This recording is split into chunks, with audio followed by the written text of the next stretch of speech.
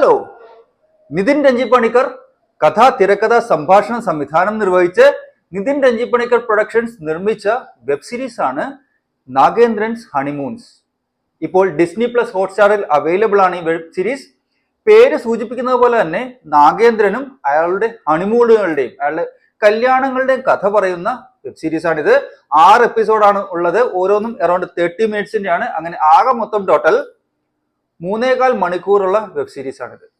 അപ്പോൾ പറഞ്ഞു വരുമ്പോൾ നാഗേന്ദ്രൻ ഒരു മടിയനാണ്.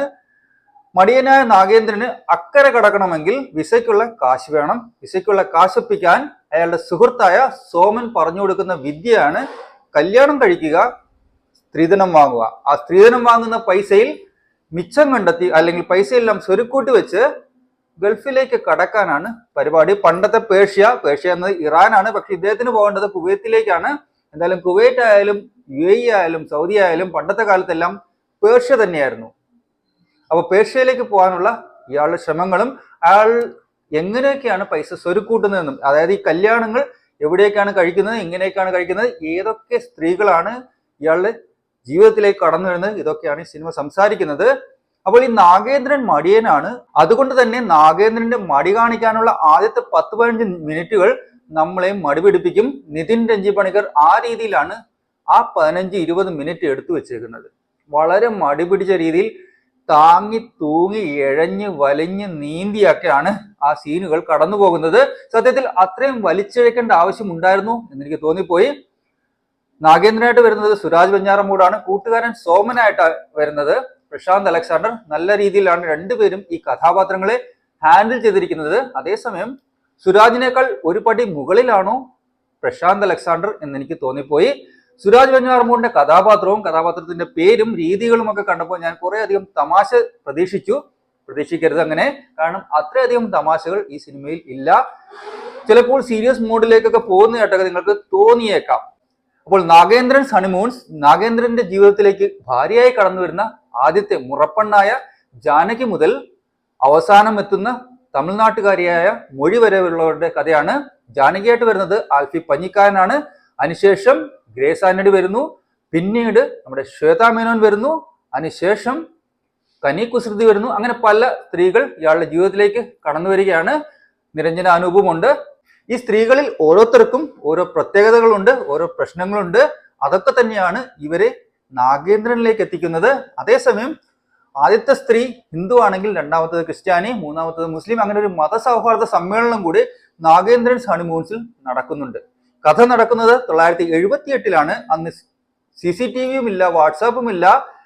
സന്ദേശങ്ങൾ എത്തിക്കാൻ കത്തുകൾ മാത്രമേ ഉള്ളൂ. അതുകൊണ്ട് തന്നെ ഈ കഥാകൃത്തിന് അല്ലെങ്കിൽ കഥാരചയിതാവിന് കഥ പറയാൻ എളുപ്പമാണ്.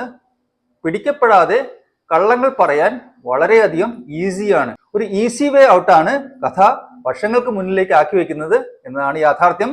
പലപ്പോഴും നമ്മൾ കണ്ടിട്ടുള്ള കുറ്റാന്വേഷണ സിനിമകളും ഇത്തരത്തിലാണ് ഈയിടെയായിട്ട് വരുന്നത്. കാരണം 80കളിലും 90കളിലും CCTVയും ഇല്ല, വാട്സാപ്പും ഇല്ല, മൊബൈൽ ഫോണും ഇല്ല.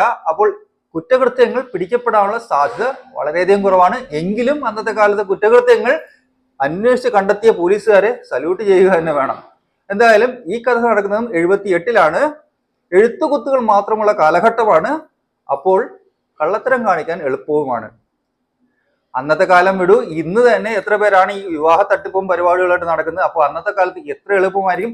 എത്ര ബിരുദന്മാർ ഇതുപോലെ കല്യാണം കഴിച്ച് സുഖമായിട്ട് ജീവിച്ചിട്ടുണ്ടാവും. സുഖമെന്ന് ഉദ്ദേശിച്ചത് ഇത്രയും ഭാര്യമാരെ ഹാൻഡിൽ ചെയ്യുന്നത് ഈസി ആയിട്ടുള്ള കാര്യമല്ല. പക്ഷെ അവിടുന്ന് കാശ് മേടിച്ച് മുങ്ങിയ ശേഷം സുഖിച്ച് ജീവിക്കുന്നത് വളരെ എളുപ്പമുള്ള ഒരു പരിപാടിയാണ്. അപ്പോൾ നാഗേന്ദ്രന്റെ ആവശ്യം നടക്കുമോ? ഈ സ്ത്രീധന തുകകൾ സ്വരൂപിച്ച് അയാൾക്ക് കുവൈത്തിൽ പോകാൻ സാധിക്കുമോ?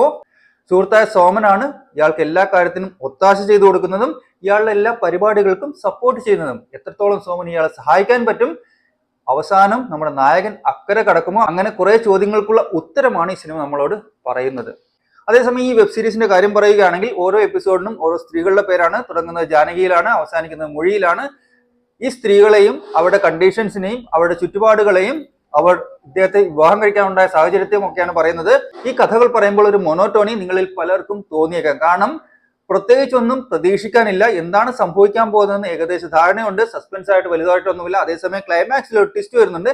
ചിലർ അത് മുൻപേ ഊഹിക്കാൻ സാധ്യതയുണ്ട്. എന്നിരുന്നാലും ഒരു ഡബിൾ ക്ലൈമാക്സ് പോലെയാണ് സംഭവം. ആ രണ്ട് ക്ലൈമാക്സുകളും എനിക്ക് നല്ല രീതിയിലായിട്ടാണ് തോന്നിയത്. പിന്നെ മറ്റ് അഭിനേതാക്കളുടെ കാര്യം പറയുകയാണെങ്കിൽ കലാഭവൻ ഷാജോൺ ഉണ്ട്, രമേഷ് പിഷാരടി ഉണ്ട്, അങ്ങനെ കുറച്ച് പേര് കൂടി ഉണ്ട്. എന്നാൽ through out the web series ഉള്ളത് നമ്മുടെ നായകനായ നാഗേന്ദ്രനും അതായത് സുരാജ് വെഞ്ഞാറമൂടും പ്രശാന്ത് അലക്സാണ്ടറുമാണ്. രണ്ടുപേരും ഈ വെബ് സീരീസിനെ നല്ല രീതിയിൽ തന്നെ മുന്നോട്ട് കൊണ്ടുപോകുന്നു.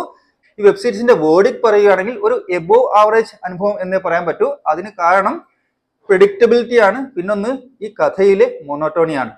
കാരണം ഈ കഥ എല്ലാ എപ്പിസോഡിലും സംഭവിക്കുന്നത് സ്ത്രീകൾ വ്യത്യസ്തരാണ്, അവരുടെ കണ്ടീഷൻസ് വ്യത്യസ്തമാണ്, പക്ഷെ നമ്മുടെ നാഗേന്ദ്രനും കൂട്ടുകാരനും സെയിം ആണ്. അവിടെ സംഭവിക്കാൻ പോകുന്ന കാര്യങ്ങളും ഏകദേശം സിമിലർ തന്നെയാണ്. ഇടയ്ക്ക് ചില പ്രത്യേക ഘട്ടങ്ങളിൽ പ്രത്യേക ആക്ഷൻസ്, പ്രത്യേക ട്വിസ്റ്റ് കൊണ്ടുവന്ന് കഥയെ ഒന്ന് എൻഗേജ് ചെയ്യിക്കാൻ സംവിധായകൻ ശ്രമിച്ചിട്ടുണ്ട്. അത് ഏറെക്കുറെ വിജയിച്ചിട്ടുമുണ്ട്. അപ്പോൾ ആകെ മൊത്തം നോക്കുകയാണെങ്കിൽ ഒരു എബോ ആവറേജ് വെബ് സീരീസ് അനുഭവമാണ് നാഗേന്ദ്രൻസ് ഹണിമൂൺസ്. കൂടുതൽ തമാശ പ്രതീക്ഷിച്ച് ഇത് കാണരുത്, കാരണം അതിനു വേണ്ടിയുള്ള തമാശകളില്ല. ഈ സുരാജ് വെഞ്ഞാറമൂടിന്റെ ഗെറ്റപ്പ് കണ്ടപ്പോൾ ഞാൻ കരുതിയത് കുറച്ചധികം തമാശകൾ ഉണ്ടാവും, നമ്മുടെ ദശമൂലം ദാമു സ്റ്റൈൽ എന്തെങ്കിലുമൊക്കെ സംഭവങ്ങൾ ഉണ്ടാകുമെന്നാണ്. അതിനുള്ള സ്കോപ്പും ഉണ്ടായിരുന്നു, അതിനുള്ള ശ്രമങ്ങൾ ഉണ്ടായിട്ടില്ല എന്ന് വേണം കരുതാൻ. കാരണം വളരെ സിമ്പിളായിട്ട് എഴുതി തീർത്തൊരു കഥയായിട്ടാണ് എനിക്ക് തോന്നിയത്. കാരണം കുറച്ചൊന്ന് ചിന്തിച്ചിരുന്നെങ്കിൽ കോമഡിക്കുള്ള നല്ല സ്പേസ് ഉണ്ടായിരുന്നു. അങ്ങനെ കോമഡി ഉണ്ടായിരുന്നെങ്കിൽ ഇത് കുറച്ചുകൂടെ എൻഗേജിങ്ങും എന്റർടൈനിങ്ങും ആയനെ. അപ്പോൾ അതിന് കുറച്ചുകൂടെ റീച്ച് ഉണ്ടാകുമായിരുന്നു എന്നാണ് എൻ്റെ വ്യക്തിപരമായ അഭിപ്രായം.